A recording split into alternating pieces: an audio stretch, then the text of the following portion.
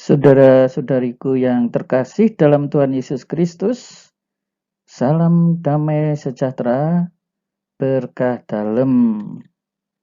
Horas. Ya, kali ini kita berjumpa untuk belajar katekese Katolik. Ya, tema kita kali ini perkawinan anak dalam perspektif Gereja Katolik. Itu seperti apa toh? Artinya aturan hukumnya itu bagaimana ya? Nah, jangan kemana-mana, kita akan mengupas masalah ini. Ya, jangan lupa ya untuk subscribe dan bagikan kepada teman-teman serta like dari Tuhanlah Pertolonganku channel. Pakai channel ya, jadi kalau nanti hanya mencari Tuhanlah Pertolonganku nggak ketemu. Banyak sekali akun itu. Nah, kita lihat ini ya gambar anak-anak. Ini nggak jelas apakah gambar ini anak ini sudah menikah atau belum ya, tetapi dalam kartun ini mau menggambarkan anak-anak yang dinikahkan.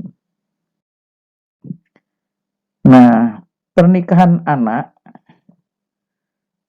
dan pertunangan anak itu apa? Ya, adalah kebiasaan di mana anak-anak di bawah umur ya sering sebelum masa pubertas dinikahkan atau ditunangkan dengan orang lain yang lebih tua atau dengan anak di bawah umur.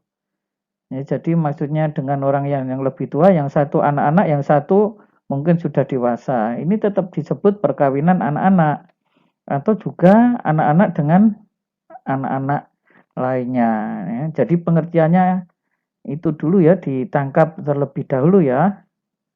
Ya jadi ya, mungkin di budaya-budaya tertentu ada yang sudah menjodohkan anak sejak masih bayi.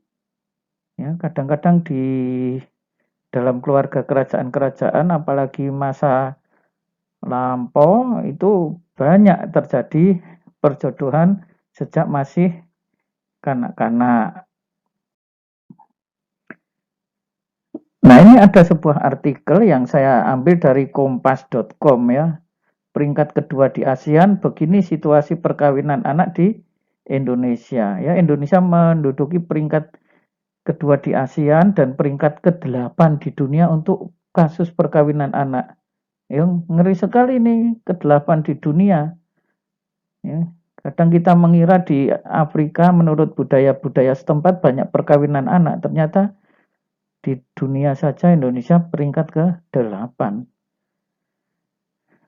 Diketahui sekitar 22 dari 34 provinsi di tanah air memiliki angka perkawinan anak yang lebih tinggi dari rata-rata nasional ya. Nah, ini dianggap mengkhawatirkan ya. Pasalnya pemerintah telah mengatur dengan jelas batas minimal perkawinan menjadi 19 tahun ya dan memperketat aturan dispensasi perkawinan dalam Undang-Undang Nomor 16 tahun 2019 tentang perkawinan.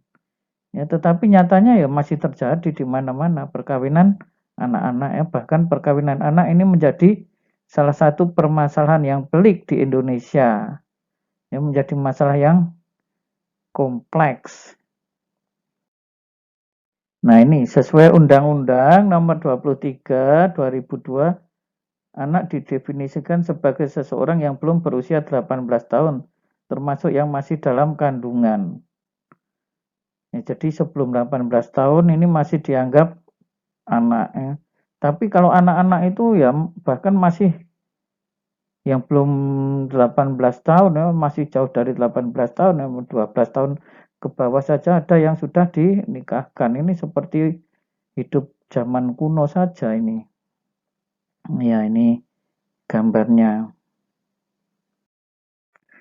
Anak-anak secara otomatis, nah mengapa ya tidak diizinkan? Anak tidak memiliki kemampuan ya untuk memberikan persetujuan ya, sehingga pernikahan anak dianggap menyalahi aturan pernikahan yang mengharuskan persetujuan secara sadar dari kedua belah pihak. Nah, ini karena seringkali perkawinan anak ini adalah kehendak atau kemauan orang tua ya, seringkali bukan kehendak si anak itu sendiri, sehingga kalaupun ada persetujuan adalah persetujuan hanya di dalam kata-kata saja, ya, tetapi tidak dari hatinya. Ya, maka dalam perkawinan Katolik apakah sungguh dengan ikhlas hati mau menikah? Nah itu, sungguh dengan ikhlas hati. Ini persetujuan hanya lebih kehendak orang tua. Ya, ini di budaya-budaya tertentu ya, ini masih anak-anak ya dinikahkan. Ya, ini gambar anak-anak yang baru menikah. Ya, aturan pernikahan di bawah umur dalam gereja Katolik. Nah, ternyata menurut gereja Katolik, ya ini adalah halangan, ada yang namanya halangan usia nikah. Ya, menurut Kanon 1083, Kanon itu kitab hukum kanonik atau KHK, ya, itu adalah kitab hukum gereja Katolik, disebut ya di Kanon 1083 paragraf 1, laki-laki sebelum berumur genap 16 tahun dan perempuan sebelum berumur genap 14 tahun tidak dapat melangsungkan pernikahan yang sah. Wah, ini ada harapan ya ternyata. Perempuan sebelum berumur genap, laki-laki sebelum 16 tahun, perempuan sebelum 14 tahun. Ini maksudnya apa ya? Karena umur perempuan 14 tahun itu biasanya sudah datang bulan. Lalu, nah kalau mengacu hanya seperti itu memang dianggap secara fisik matang. Ya, tetapi jangan tergesa-gesa senang lebih dahulu karena nanti di paragraf 2 ada pembahasan berikutnya yang juga memberikan penjelasan untuk paragraf ini ya. Karena ini usia ini adalah usia yang sangat rendah ya kan. Cobalah anak perempuan 14 tahun itu seusia SMP. 16 tahun itu juga baru lulus SMP kelas 1 SMA. Ya, mau dinikahkan seperti itu. Ya, bisa diberi makan apa ini nanti anak-anak mereka ya kan. Kalaupun mereka mempunyai warisan juga tidak akan bisa secara dewasa mengelola warisan dengan baik. Ya, tetapi permasalahannya bukan hanya memberikan makan secara fisik, ya, harus ada kehendak dari kedua belah pihak memang ingin menikah.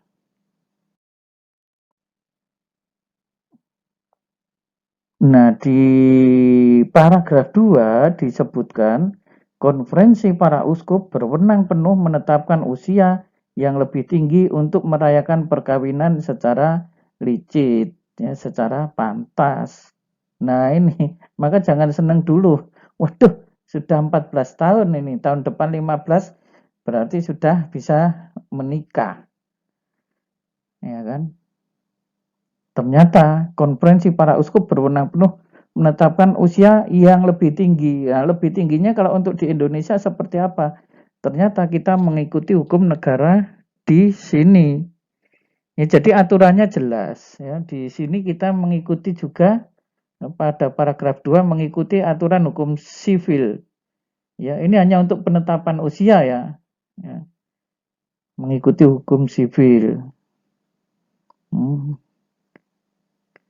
Untuk merayakan perkawinan secara licit yang sah. Nah ini ya beberapa ketentuan dalam undang-undang ya.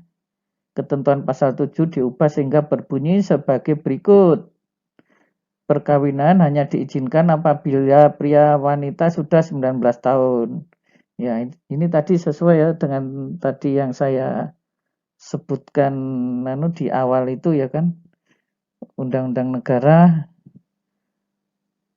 ternyata 19 tahun.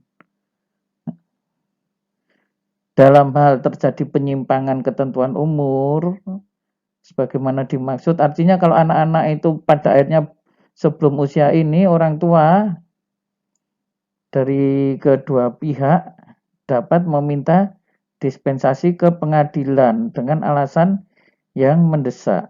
Ya, jadi ternyata tidak mudah ya menikahkan ketika masih usia anak-anak. harus ke pengadilan segala. Makanya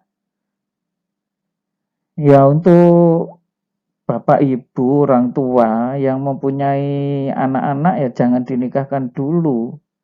Ya.